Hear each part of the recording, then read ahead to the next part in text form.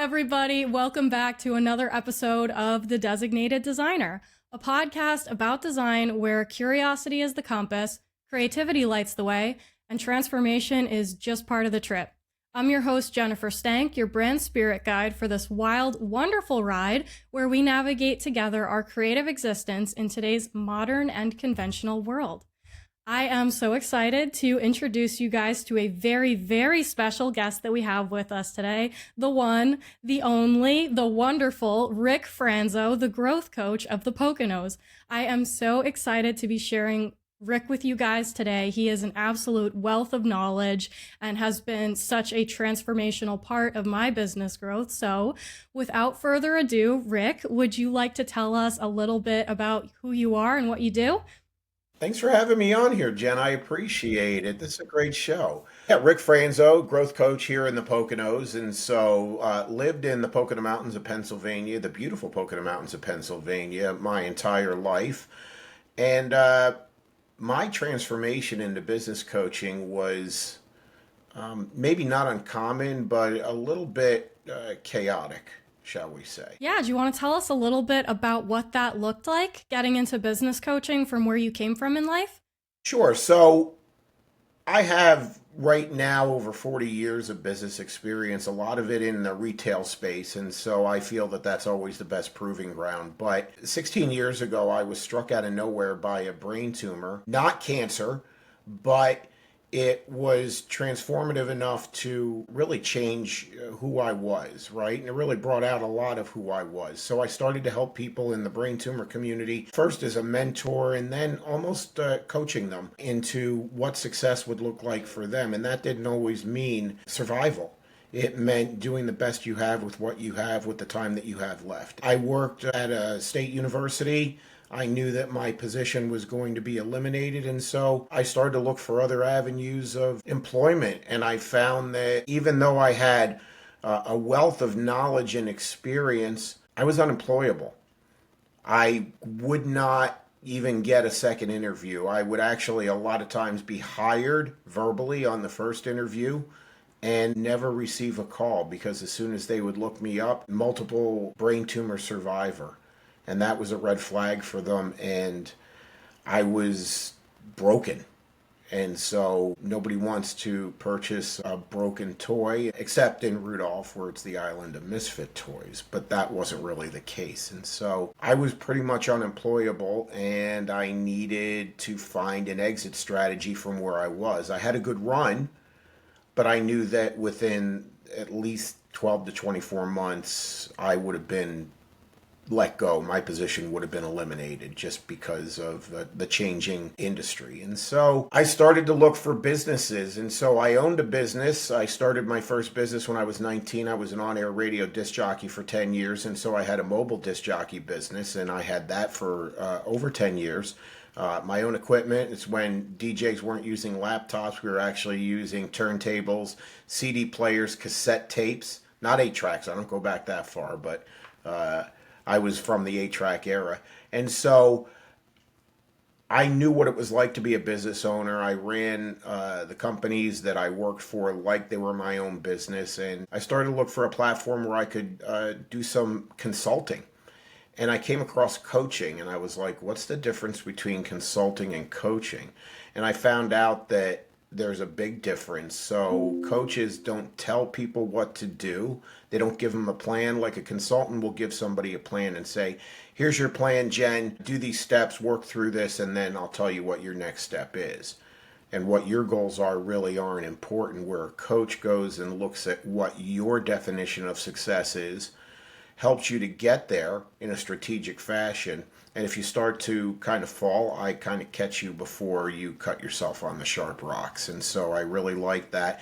Came across a franchise called The Growth Coach. They called me back, and they said, we're really excited to talk to you. And this is a true story. And she is the sales director still 8 years later. And her name's Corinne. And I said, listen, Corinne, I said, if this is some sort of a multi-level marketing pyramid thing, I have to cold call, I have to build a team and everything else. Don't waste my time. I won't waste your time. You have a good night, and I will as well. And she just started to laugh. She said, if you give me 30 seconds, no longer, I'm going to tell you what we're about, and you decide if you want to stay on the call. You can hang up on me. It's fine. I said, okay. I said, your time starts now. Here I am 8 years later. So it really aligns with, the mission that I had in mind at that time, which is refined my values and everything else. So what we do is we help businesses and we help communities, one business and one community at a time. And so that's our mission statement. And my personal one is very much the same. I help you to get from point A to point B, level up, and get unstuck. That's it. That's all that I do. So my business was born out of necessity. I had to, or else I would have been unemployed. And so I had to once again reinvent myself. That's the story. Wow, that is such an incredible story. And it raises a good question because I really didn't pay much mind to the business owners that start their business because this is an exploration thing that they want to do. And then the other business owners that are out there that have to start their business out of necessity. In your professional experience working with these business owners, do you see a clear divide between the business owners that kind of start it for a passion versus the ones that start it for necessity? Like, do you see more drive in the ones that had to start from necessity? I'll say this. I don't have a clear line that's drawn between the two. Everybody starts a business because they have a passion for what it is that they do. So let's just say that it's somebody who makes soup. Nobody can make as good a soup as me, and so I start a restaurant.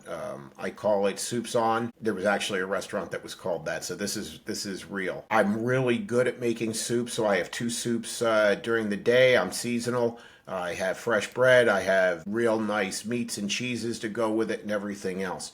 But I don't really know how to run a business. And so I have a lot of passion and I know what my food margins are, and that's pretty much it. I don't know how to manage people. I don't know how to set expectations. I don't know how to adjust what I need to for the hours. I don't know how to keep the books.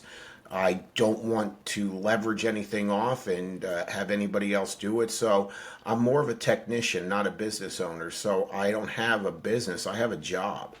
And so no matter how somebody starts it, they may do it for all the right reasons, but if you don't have an entrepreneurial spirit and approach and a mindset and you're not coachable, and it doesn't have to be from a business coach. You may not need me, you may not be ready for me, you may never need a business coach, but you should have somebody that is giving you really good feedback on what it is that you want to accomplish and surround yourself with the right people. That's why so many businesses go out of business, not because they're not good at what they do. It's that they are not good business owners. Passion and hope is not a strategy. So that's where the divide is. I'm very careful on who it is that I engage with. I say no more than I say yes. In the last month, I've let two clients go, one a longer term client, one a shorter term client. They just became uncoachable. They started to have that make it till you fake it, or they just said, I'm just going to do what I'm going to do. And it's not a good fit for anybody. And so time that we part ways. I would rather somebody be coachable, right, and prove that they're coachable. Again, I don't tell anybody what to do, but we have to have steps to get to where it is that success looks like for you, no matter where your business is. I don't work with new businesses because they're just trying to make revenue. And so they are pretty uncoachable by default. They usually don't have the funds to make that investment in a business coach. Businesses that are in trouble, same thing. They're just trying to save themselves. Can I help both? Yes. Do they take a lot of time? Yes. Can they usually pay me? Pretty much not. And so that's really what it comes down to. So a good business for me is a business that's been in business for about a year at least. More than that, the business that was existing the longest is now in year 75, 76. They know what they don't know. They have a definitive point A. They have a definitive point B. At least they have a shot at a point B. and they know what they don't know, and they just want to hit that next level, whatever that looks like. They're just not too sure how to do it. So that's where I come in. That's awesome. What a great explanation. I really appreciate that. So, moving on to the next question that I have for you. You often work with these business owners who feel overwhelmed, overextended, wearing every single hat, like you described in the soup example, or just plain stuck. What is the biggest mindset shift, in your professional opinion, that helps them start to regain some momentum and start thriving instead of struggling to survive? Excellent question. So, facing reality. I spoke with a new business just as an introduction, just so that, we get to know each other and maybe a collaboration. And so they've been in business for maybe a year and a half. So they gave me their market reality, not their personal reality, right? So the market reality is what we are telling other people, right? The personal reality is what we're not willing to tell other people, which is the absolute truth. So what they told me was that they're very successful, that they have a very large book of business, lots of clients. They told me how much they charge per month per client, which is absolutely unrealistic. And they made themselves to be something that they weren't, because pride and ego cause us to do that. Their personal reality is that they're more than likely struggling. They don't have second jobs. They absolutely threw all their eggs into this basket. And so there was no coaching involved. I wish them the best in all of their future endeavors. And if anything comes up on my radar, I'll refer them and they would refer me. The biggest blind spot for people is that they tend to buy in the good press that they're giving other people, and they start to believe it. So if they start telling everybody, if I was really struggling and you said to me, "Hey, Rick, how's it going?" And I'm like, "Jen, so many great things. I got so many irons in the fire and we're really working," when actually what I'm doing is I'm struggling. And so I start to believe that I'm doing better than I was. By the time I realize what the real reality is, it becomes too late. So really facing reality is where we start in the mindset process. Everything else falls into place, self-knowledge, prioritizing, things like that. But we have to start with facing reality. It's the toughest part, and it takes the longest because it's really hard to be honest with ourselves. Real easy to tell anybody anything that they want to hear, but to be honest with ourselves is really, really hard. We can't look ourselves in the mirror and say, "This isn't working," or "I need help." That's such great advice. And I want to kind of go back a little bit because I do want to talk about BNI in this specific podcast episode, because I remember you saying about how you need to kind of surround yourself with people that are pursuing similar visions, pursuing like that big dream. And I wanted to talk a little bit about how that really helped me in a lot of ways, because at the point where I began to visit BNI and eventually think about joining, I felt stuck. And I couldn't afford really a business coach at the time. You know, my finances were just not where they needed to be able to afford a business coach. And when BNI kind of came into my life, it was this moment where I knew I needed something, but I didn't know what it was. And getting to go to that meeting and be surrounded by a lot of people like yourself, Tiffany, everybody else that's in the chapter that is so wonderful and amazing and inspirational. I want to talk about how that can help a potential young entrepreneur that might feel stuck. They don't feel like they can afford a business coach. They don't feel like they can afford a team, and how BNI can kind of be a good resource for them. I'm going to take the generational aspect out of it for a second, because it's really a pretty even playing field. Young entrepreneurs have an advantage because of youth, obviously, energy, ability to learn things that are in the here and now with technology and things like that. They seem to be more adaptable. If you have someone that has been in business for 10, 20, 30 years, they may be stuck in the we've always done it this way realm, and they may not be coachable. And so if they come into a professional networking environment like we have with BNI, they may not be a good fit, because they may want to do it their way, and there's structure for a specific reason. And so they may go off and do things on their own, and a lot of times that isn't successful. For younger entrepreneurs, it seems like almost the same thing. They've got a lot of pride and ego, and they know what's best, and there's still a lot of evolution to go on. So there really isn't a line. I think that you have to come in with the right mindset. You have to have a definitive goal for why you are there. And it isn't always, a lot of times, it isn't just revenue. It could be what we talked about before, surrounding yourself with the right people, having that community. It's almost the same. It takes a village.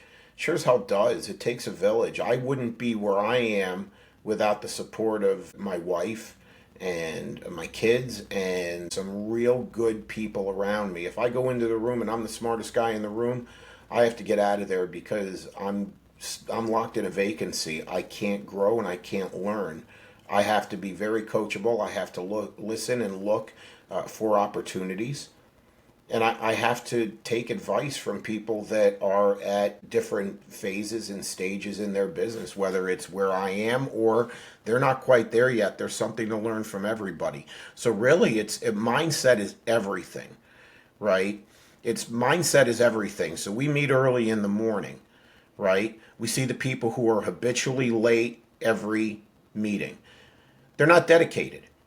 And that makes them very, very, very difficult to refer. And I won't do it because my name and my credibility is going on. If I say, hey, and this isn't you, but we're just going to use you as an example. Hey, Rick, can you refer me? I got to be honest, Jen, you're late all the time. You're not prepared. My name goes on it. And so the answer simply is no. And people don't want to hear that, but I've learned that I can't floss over it. I don't really care if I'm liked by everybody. I want to be respected. If I want to be liked, I'll sell ice cream, right? Or I'll sell donuts, right? Which I did as a baker. Everybody liked me when I was, well, no, I can't say that. But there's a lot to be said for being transparent with people. And if your name is going on to a referral, be careful because that's a reflection on you. So when they come into a networking opportunity like this, it's got to be for the right reasons. And we have a screening process, and just like I do, and it doesn't catch everything, but it does mitigate our chances for having the wrong type of person that is there for different reasons other than what we're doing.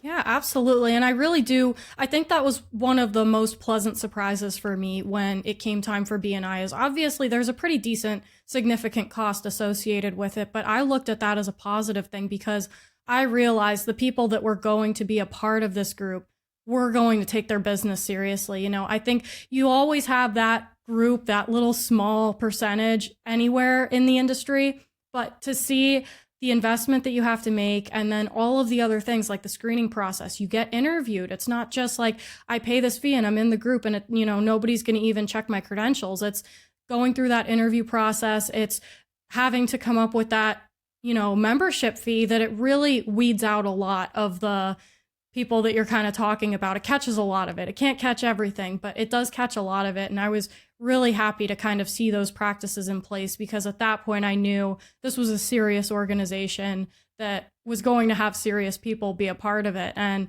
I think it's really great to be surrounded by that like mindset type of people and people that really just want to see you succeed. Tiffany's been pushing me on the social media and newsletter side of things, and it's uncomfortable. I'm not going to lie. It's an uncomfortable addition to all of the other things that I have going on, but in a positive way, because growth does not happen within comfort zones. And I'm sure you're the first person to be aware of that fact. Very true. Very true. Absolutely. Yeah. So then, would you like to leave us with some words of wisdom for any entrepreneurs that are listening that may feel stuck in their business? They may feel like they're at a crossroads or that they've hit a plateau and they don't really know where to go from there. Yeah, take pride and ego and toss it out the door. Ask for help. You don't know everything, and so hopefully there's somebody that can give you a little clarity so you can move forward and just do it. Absolutely. Great words of wisdom. And I'm going to add another extra question in here because I just have to pick your brain about this because I just read your book, which I suggest anybody listening go buy Rick's book on Amazon. I'll let you say the title so I don't get it wrong. It's How Horseshoe Saved My Life, A Tale of Two Brain Tumors. At that time, there were two. Now there's three that are in the mix, but still live with two. Again, not cancer, but really transformative and really showed who's got your back and who doesn't. Yes, exactly. And I wanted to ask specifically about that entire journey that you kind of went through, just as a little, add on at the end of the episode. I wanted to ask about that entire process that you went through, just in a nutshell, like a little book teaser for anybody that may be interested in buying the book. That entire process of like having your life flash before your eyes, that kind of depression that you went into, and more specifically, how you got yourself out of that. And I know you said it takes a village and there's a lot of people in your life that kind of helped pull you out. But for anybody that's really struggling with something mentally right now that's hindering their business, how did that look through your eyes? It was one of the things that, kind of shaped who I am, but it also broke me, and I needed to be broken, right? I needed to, I'm not the same person, right? It was that transformative. So, before all this happened, there was nobody that was a bigger badass than me. Nobody was smarter than me. Nobody was better than me. And I needed to be dropped like a sack of dirt for me to realize exactly who I was. I always said I know who I am, right? It's such a nonsense statement. I had no idea who I was. And so I have background in a lot of different things. I've tried a lot of different things in my life. One of them is I have background in corrections. So I was a corrections officer. And so I worked security at a big ski area in the area as a second job. And I worked with retired state troopers, football players from the university that had no problem moving people from point A to point B if they started to get a little bit froggy and they wanted to leap.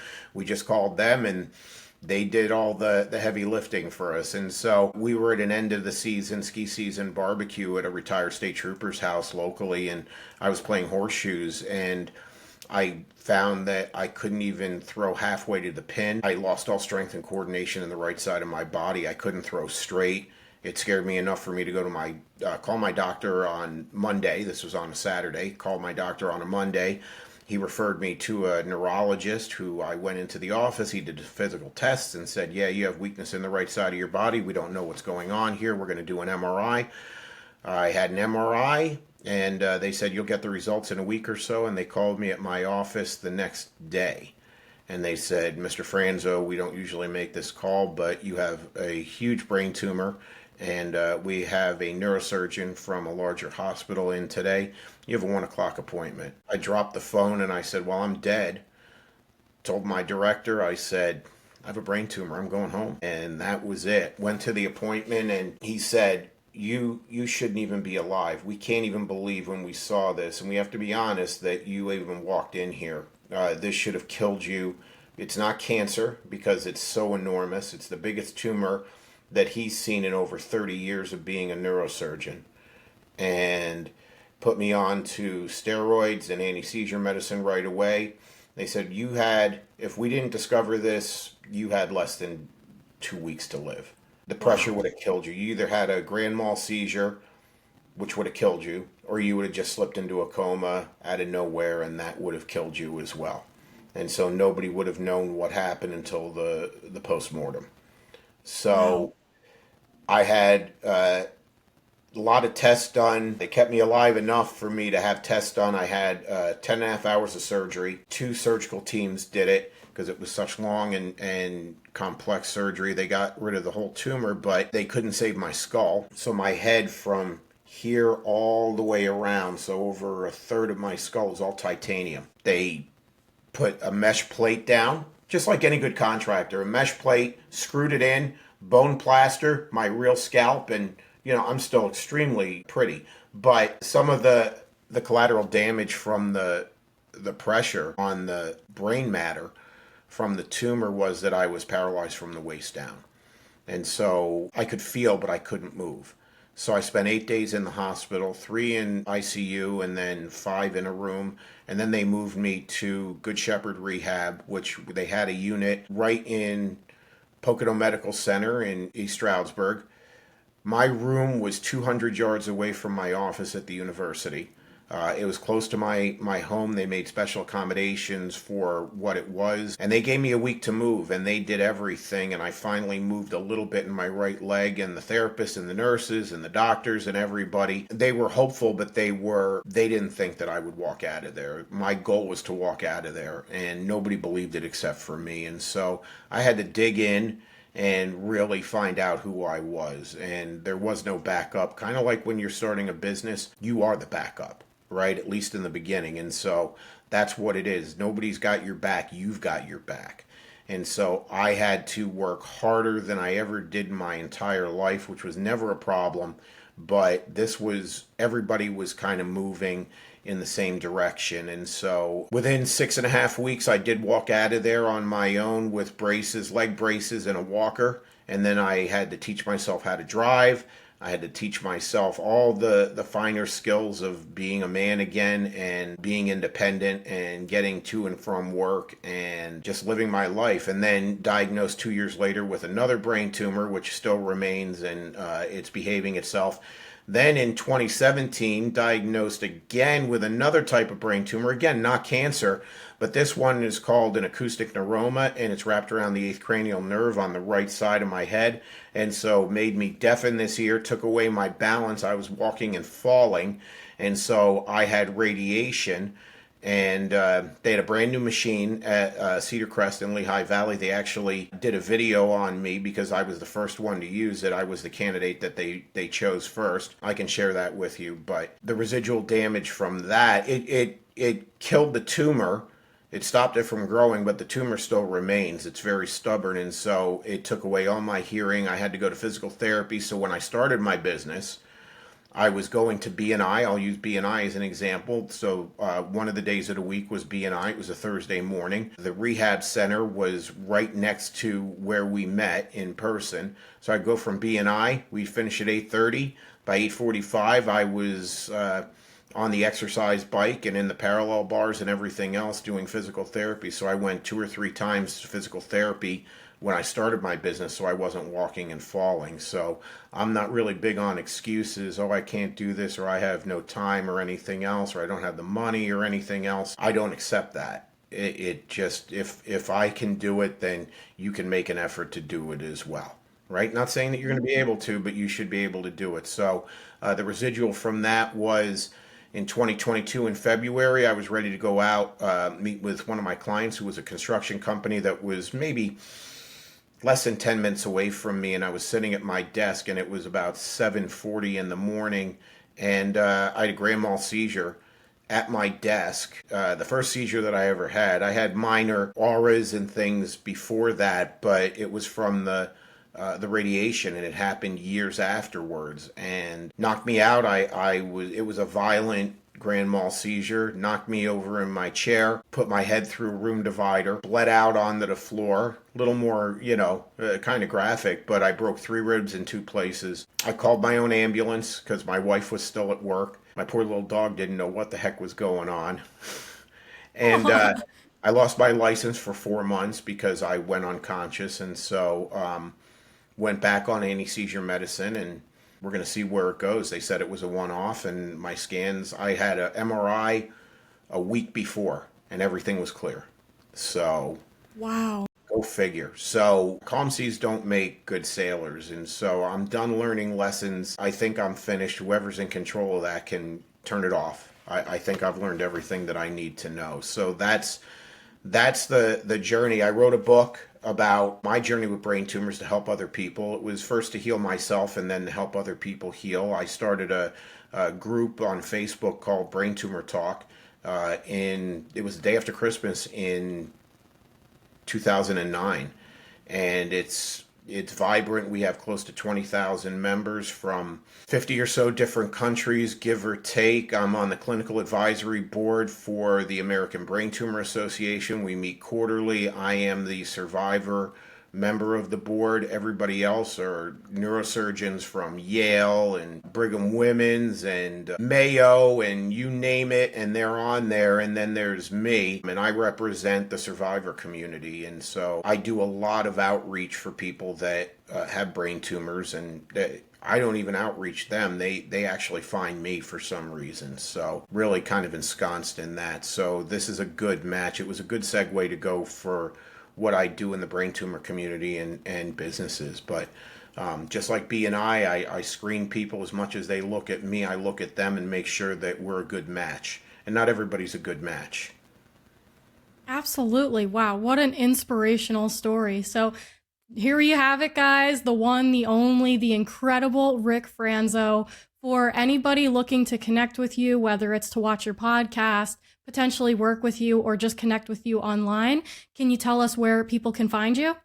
Yeah, so look for Brain Tumor Talk on Facebook. It's a private group. It's a closed group. You can find me on social media, websites, Growth Coach, and so all my information will be posted up in the links on the podcast, but that's how to best reach me. Well, thank you so much for your time today, Rick. Thank you so much for sharing all of your wisdom with us and your inspirational journey. I know it's going to help a lot of people out there, and I will catch everybody in the next episode. Thanks so much for tuning in. Bye. Thanks, Jen.